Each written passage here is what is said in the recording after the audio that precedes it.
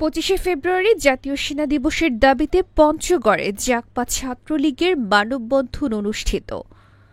আজ রবিবার পঞ্চগড় চৌরাঙ্গী মোড়ে ঘণ্টাব্যাপী মানববন্ধন অনুষ্ঠিত হয়। এ সময় বক্তব্য রাখেন সাদাত হোসেন সেলিম, জাগপা ছাত্রলীগের সভাপতি, আজিজুর রহমান আনিস, সাধারণ সম্পাদক, সহসভাপতি শামসুজ্জামান নয়ন, যুব জাগপা সভাপতি কামরুল ইসলাম কুয়েত সহ স্থানীয় নেতাকর্মীরা।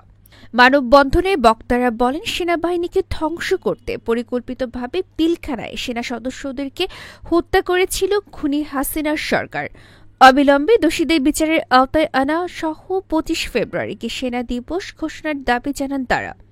তাদের এ দাবি না মানলে পরবর্তীতে বৃহত্তর আন্দোলনের কর্মসূচি ঘোষণা করবেন বলে হুঁশিয়ারি দেন বক্তারা। পঞ্চগড় থেকে আল মাহবুব দোলন, গণমানুষের আওয়াজ।